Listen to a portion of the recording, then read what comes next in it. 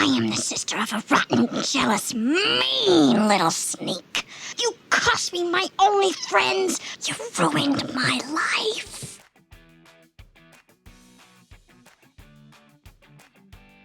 Number 20. Pretending to be trapped in a well. For Bart's birthday, Homer gets him a microphone that can broadcast your voice over the radio. Bart starts off less than impressed, but soon uses it to play pranks. At first, they're relatively harmless, as he makes Homer think Martians are invading or makes Marge think Maggie said her first word. Mama! Maggie, you talked. Can you say mama again? Sorry, lady. Show's over. Oh, Bart. Eventually, Bart ups the ante by placing a radio in a well and pretending to be a young boy, Timmy O'Toole, trapped. Understandably, the townsfolk become concerned and rally together to support Timmy and rescue him. Bart's deception is revealed when he falls down the well and admits to Timmy being made up.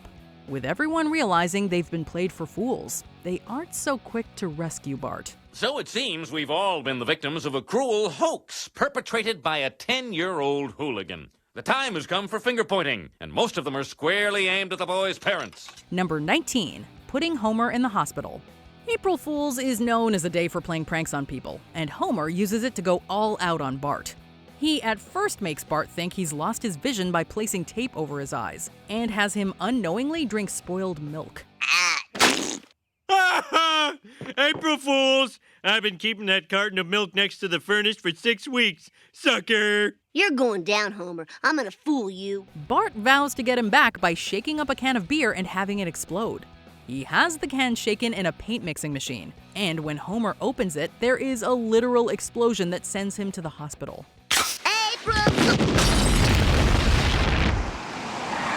From there, he ends up in a coma and only awakens when Bart admits that he was the one responsible. Given the magnitude of what happened, it was irresponsible of Bart to have shaken the can to the extent he did. Number 18. Destroying Willie's life. Bart loves playing pranks, but sometimes he goes too far. To get back at Willie for taking his skateboard, Bart rigs a hose to fill Willie's shack with creamed corn, completely destroying it. Bart's response is to laugh as he gets his board back but isn't really concerned about Willie. My shack! My beautiful shack! Oh, and I just got it the way I like it! Later, Bart and Lisa go on to host a news program aimed at kids. While doing a segment of Bart's People, we find out that Willie lost everything and has had to resort to living at the dump. And still, Bart doesn't apologize or show remorse for his actions. Groundskeeper Willie, so you're the immigrant I'm here to help. Help! You destroyed my house and reduced me to living in a dump!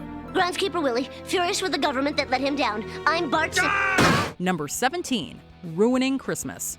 Bart decides to wake up early on Christmas to sneak a peek at the presents sitting under the tree. While playing with a fire truck, he accidentally starts a fire that ends up melting the plastic Christmas tree, taking all the presents with it. Who designed this house? He buries what remains out in the snow, and when the rest of the family wakes up, he tells them that a burglar made off with all their possessions. I don't know how to tell you this, but I came down a little early and,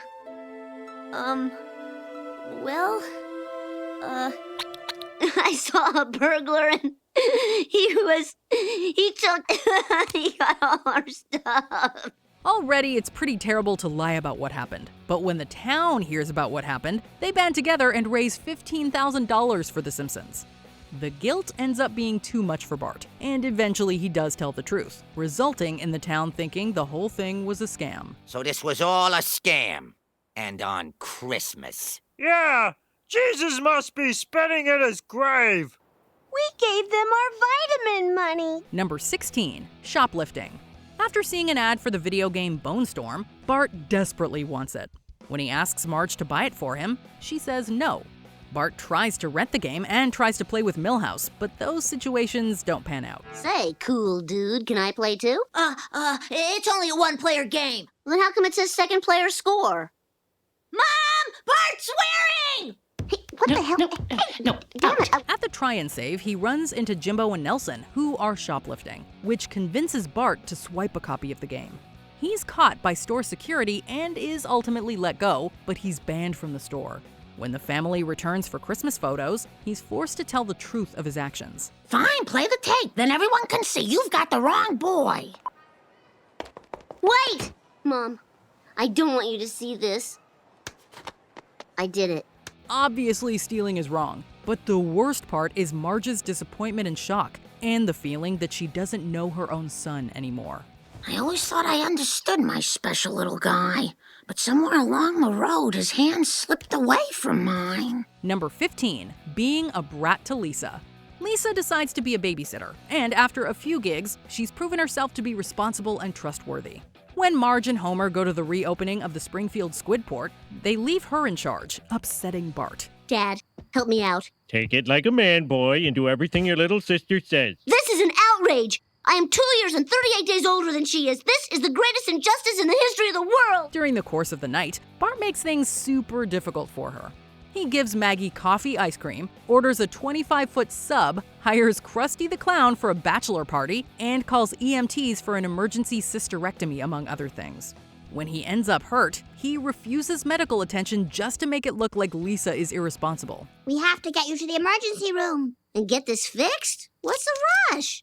Don't you want everyone to see what a responsible babysitter you were? It's an extremely petty and dangerous way to act just because he doesn't want Lisa in charge. Number 14, being envious of Lisa's new friends. Lisa often feels as though she's a social outcast. At the end of the school year, she can't get anyone to sign her yearbook. Hey, will you guys sign my yearbook?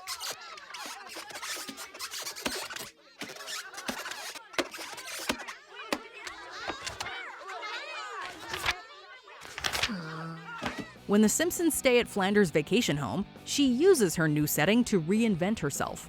She's able to join a group of local kids who like her knowledge and sense of fashion. Hi. Sup? Who's that? I don't know, some kid. Hey, I like your hat. A compliment. Scanning for sarcasm. It's clean. Go! Thanks. Bart becomes envious of her new social status and tries desperately hard to get the kids to like him instead. In a really mean act, he exposes her dorky tendencies to the group as a way to humiliate Lisa. You want to see how cool Lisa Simpson really is? Check this out. Miss Perfect Attendance. Grammar Rodeo Head Buckaroo. The French Table. Ooh la la. Teacher's pet? She is understandably angry with him over his actions, but her newfound friends are very accepting of who she is. Bart redeems himself by having the group sign her yearbook. Number 13, catfishing Mrs. Krabappel. Sometimes Bart gets in way over his head, and this is one of those times. Noticing that Mrs. Krabappel is looking for love, he decides to play a prank on her. He writes a letter posing as a made-up man named Woodrow. Dear Edna, I never answered a personal ad before, but I found yours irresistible. My name is Woodrow. The two begin a correspondence and finally plan to meet in person. Up to this point, it's all been fun and games for Bart, but when he sees her alone at the restaurant in tears because she was stood up, he realizes that he really hurt her. I can't help but feel partly responsible. It was definitely cruel, but when he realized he messed up, he turned to his family to come up with a way to end the relationship between Woodrow and Edna without causing further humiliation. But one thing I can tell you, any time I hear the wind blow, it will whisper the name Edna. Number 12, giving away Santa's Little Helper. When Bart gets a credit card, he's able to buy a whole host of various items for himself and the rest of the family. Oh, Bart, you didn't have to do that. Oh. And for Homer, Wow, a golf shirt with my corporate logo on it. Oh, it smells like salmon too. Thanks, boy. While going through a catalog, he comes across collies for sale and buys one. He receives Laddie, a well-trained and intelligent dog. Unfortunately for Bart, all the stuff he bought gets repossessed, and when the repo men ask for the dog, he gives them Santa's Little Helper. Well, is he the dog or isn't he? yeah, that's him all right.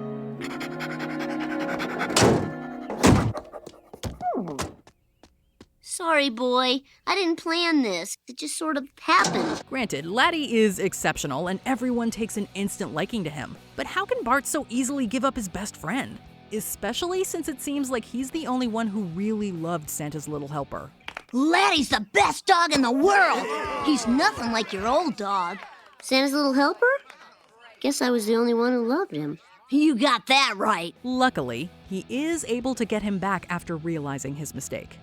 Number 11, killing a bird.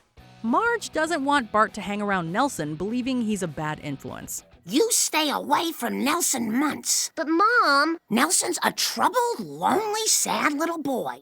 He needs to be isolated from everyone. But, Mom... Yes?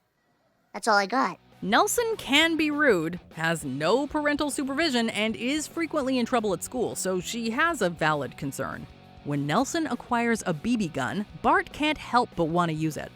Bart is dared to take aim at a bird, and even though he tries to intentionally miss, he ends up killing it. Oh my God. Whoa! Major shot! You even compensated for the crooked sight! Crooked sight? You are one cold-blooded killer, dude! When Marge finds out, she is extremely disappointed. Even Bart knew it was wrong before he fired the shot, but he couldn't back down in the face of peer pressure. I didn't mean to, Mom. The gun pulled to the left. You disobeyed me, snuck over here, and murdered a helpless animal? I know, I really screwed up. I deserve to be punished. What's the point, Bart? Number 10, making prank calls. Hey, just a sec, I'll check. Amanda Hug and Kiss? Hey, I'm looking for Amanda Hug and Kiss. One of Bart's distinguishing pranks are his calls to Moe's Tavern, even though this hasn't been a regular thing since the 4th season. For the few who may not be aware, the joke goes like this. Bart calls Moe's and asks for a silly fake name like Seymour Butts. Hey, is there a Butts here? Seymour Butts? Hey, everybody, I want to see more Butts! Moe then calls out the fake rude name in the bar before realizing it's a prank and getting very heated about it. When I get my hands on you, I'm gonna pull out your eyeballs with a corkscrew. Yes, the pranks are fundamentally harmless. And really, who hasn't taken part in a good prank call? But poor Moe just wants to run his establishment in peace, without some snot-nosed kid making him feel stupid. My crotch! My crotch! Hey, has anybody seen my crotch lately? Number 9, exposing himself. I dare you to skateboard to Krusty Burger and back naked. Talk about letting it all hang out. In the Simpsons movie, Homer dares Bart to skateboard completely naked to Krusty Burger and back. Despite initially showing reluctance because girls might see him totes nude, Bart takes off after Homer calls him a chicken. He proceeds to shock the entire town with his antics before we're treated to a full-on, uncensored view of his dingle as well. As funny as the censorship joke is, did we really need to see everything? Mind you, a little nudity doesn't really hurt anyone. Stop in the name of American squeamishness. Number 8, giving cigarettes to Santa's little helper. I've grown a futuristic tomato by fertilizing it with anabolic steroids. The kind that help our Olympic athletes reach new peaks of excellence? The very same. By the show's 4th season, Bart had graduated from harmless prank calls to giving cigarettes to the family dog. Lisa and Bart are tasked with that school classic, science fair projects. Lisa creates a massive steroid-enhanced tomato in the hopes of ending world hunger. So responsible. Meanwhile, Bart decides to study the effects of cigarette smoking on dogs. I thought I'd investigate the effects of cigarette smoking on dogs. Right on cue, Santa's little helper enters the kitchen with a cigarette dangling from his lips while hacking up a lung. Nothing like giving a dog lung cancer in the name of science. But then again, we didn't expect much more from Bart. Number 7, burning Lisa's centerpiece. Lisa, my goodness. That's very impressive. It's not a Simpsons holiday without one member of the family ruining everything. And this time, Bart, ruins Thanksgiving. To celebrate the festivities, Lisa slaves over an elaborate centerpiece, which she proudly displays once everyone is sitting around the table. Enter Bart bearing the turkey, and he decides that Lisa's centerpiece is taking up valuable real estate on the table. Hey, Bart, stop it! Move it or lose it, Toots. Mom! A tussle ensues, and the centerpiece is thrown into the fire. Yes, it was an accident, but Bart was still being petty and rude about it. and showed no remorse for what he'd done, even calling it bitchin' and ordering his food to go once he was sent up to his room. Boo.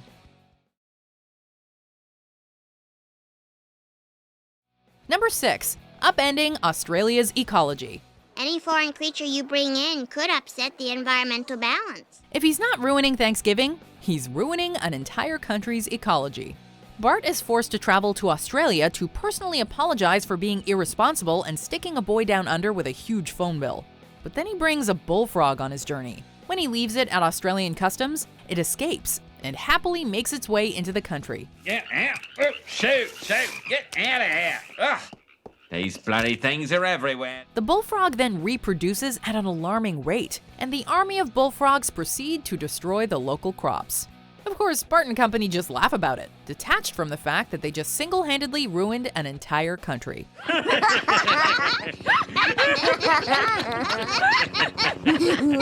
Number 5. Trying to destroy Springfield Elementary. Destroy the school, eh? That's what I'm talking about.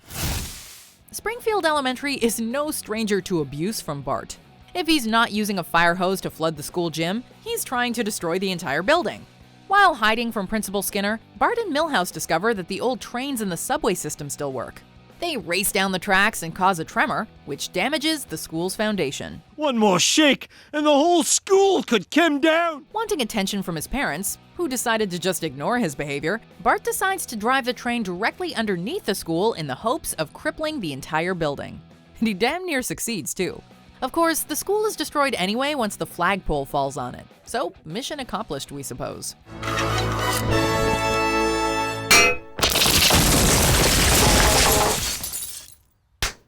Number 4. Destroying Springfield with a sonic boom. Testing. Leave it to Bart to destroy an entire city with a megaphone. While visiting the police station on a field trip, Bart finds the megaphone collection and proceeds to stack them, with the hopes of creating a mega-amplified sound. And succeed he does. After saying testing into the megaphone, the station wall is obliterated, and a massive shockwave proceeds to shatter every piece of glass in the city.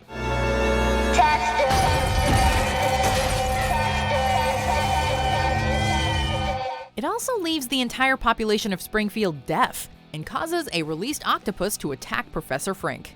This is the prank that finally sent Homer over the edge, and Bart was sent to military school as punishment. Jeez, you know it's bad when even Homer's pissed. You've really done it this time, Bart!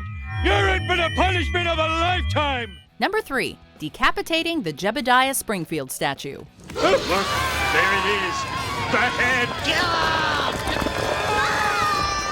For this prank, we are going all the way back to Season 1. Wanting to impress his new buddies Jimbo, Dolph, and Kearney, Bart uses a hacksaw to decapitate the statue of Jebediah Springfield.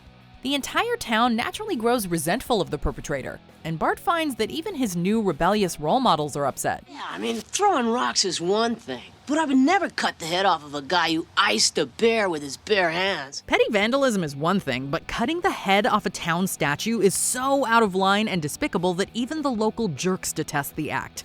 With this, Bart crossed a dangerous line and went from bratty child to criminal. Well, at least for this episode. Now you're the most hated boy in town. Number 2. Exploiting Skinner's peanut allergy. My allergy is so sensitive, a single molecule would make my throat close like a museum at 4:45. Bart is usually a sympathetic character even when he's at his most rambunctious. But this was truly a new low.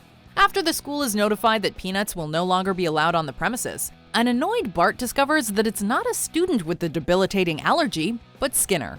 Naturally, Bart uses this knowledge to his advantage, and to exploit Skinner via a peanut on a stick. My allergen! He uses his peanut stick to torture Skinner by hurling soda cans at him and making him eat literal garbage.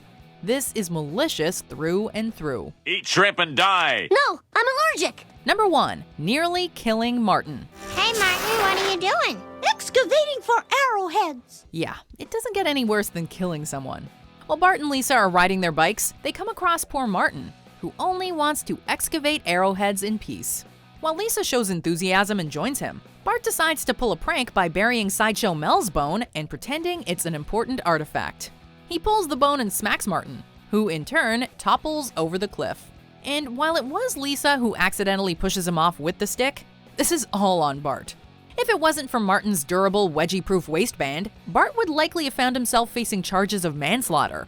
And all for a stupid prank. Rumors of my death have been greatly exaggerated. Did you enjoy this video?